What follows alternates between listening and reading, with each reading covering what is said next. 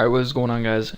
Welcome to my ultimate newbie beginner guide. So as you can see, just starting off in my inventory, I have a whole bunch of things. If you're new, this will give you an idea of the type of bosses and the type of items you can kind of aim for that are in the server. So we have fully functioning 100% just like old school as Zulrah. We have Statius, we have for drop by revenants that degrades, we have fully working God Wars, Barrows, Eternal, like so Cerberus, all the Cerberus boots, elite clue scrolls and elite clue scroll items, dark crabs, super combats, extended fires, max cave, you name it. If it's an old school recipe, more than likely have it. So when you spawn in, you're going to notice that you're probably in somewhere that you've never seen before in RuneScape, and this is a custom map called White Ridge made by our developers.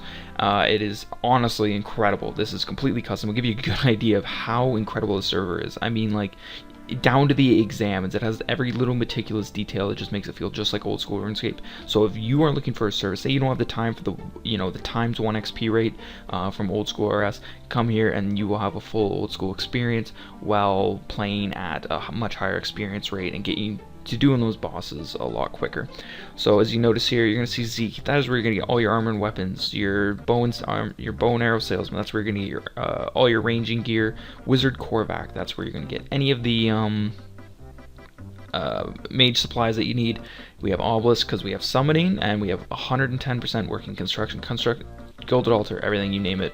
Player-owned houses, all the little things like beds and shit, you can make all of it. Clive, that's where you're going to get supplies, anti-dragon fire shield, all that kind of stuff. You're going to go up here, you're going to see that little thing. That's a wishing well. Use coins on it for double XP. That's where Turiel is, the first Slayer Massacre, if you want to get your first Slayer point. Ooh, we get some rain. And Fairy Chef. That is where you're going to get any of the potions, prayer potions, anything food, just to get yourself started. All skills work 100%, even like the skill information, the skill guides, all of that works. There's so many meticulous details. And the big thing I can give you guys as a tip, if you are looking for a monster, just assume it's in the exact same spot as it is in old school RuneScape. So use the Kratos home teleporter. You can buy teletabs if you want to use that, or you can use this teleporter to teleport all the way around. So Dontator zone, if you're a donator, you have a whole bunch of cities. Just search through that, and if you're looking for like your Slayer task or something, just Google it in old school on the old school wiki, and it will be in the same spot. So next up, what you're going to want to do once you get into the game, now you've kind of seen around White Ridge, the first thing you're going to want to do is your quests. So do : quests, and you will see all the working quests we have. All of these quests are the exact same as RuneScape, as the original RuneScape. However, the XP that's granted is multiplied by your game mode. So for example, I'm on a times 100 account, which is the easiest XP rate. If you go down to Restless Ghost, which gives about 1.1k per XP, multiply that by 100, so you get about 110k per XP from Restless Ghost.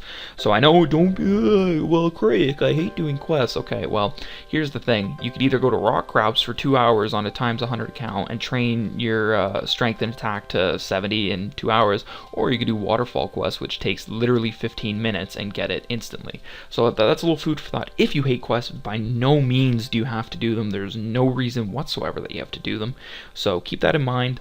Another thing, this is the vote shop, and if you vote for credits, you're going to come here to spend your stuff. We have mystery boxes that give a variety of different rewards, ecumenical keys for God Wars, the salve, granite clamp, overloads, which no one really uses. I know a lot of people don't like them if they work in the wild, but no one really uses them.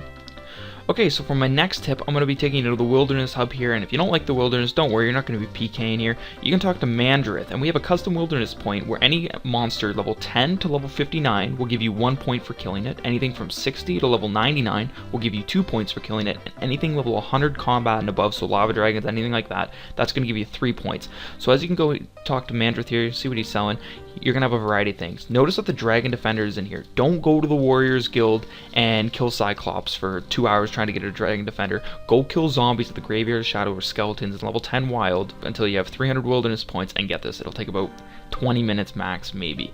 I also wouldn't recommend buying anything else out of here except the Kratos spawns.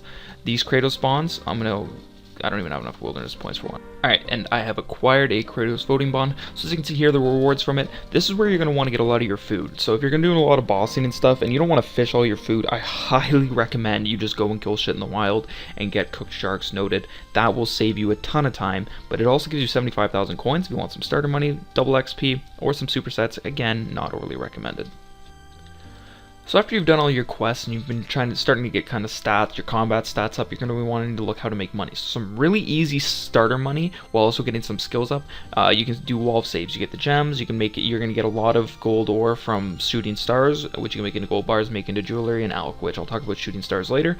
But nonetheless, this is a great way to get some good thieving and crafting XP and make some good cash.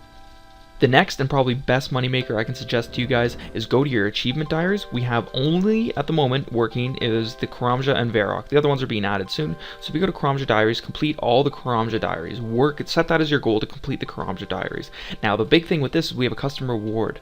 Metal dragons in the Brimhaven dungeon will give you noted bars. So that means when you kill steel dragons, you're going to get noted bars, 5 noted bars every drop. And as you notice here, when I trade the rewards trainer, you can get something called a bone sack. What that does is every time you kill a dragon or kill anything that drops bones, it automatically banks your bones. That's how, as you can tell, I have quite a few bones banked here, and that is all from the bone sack.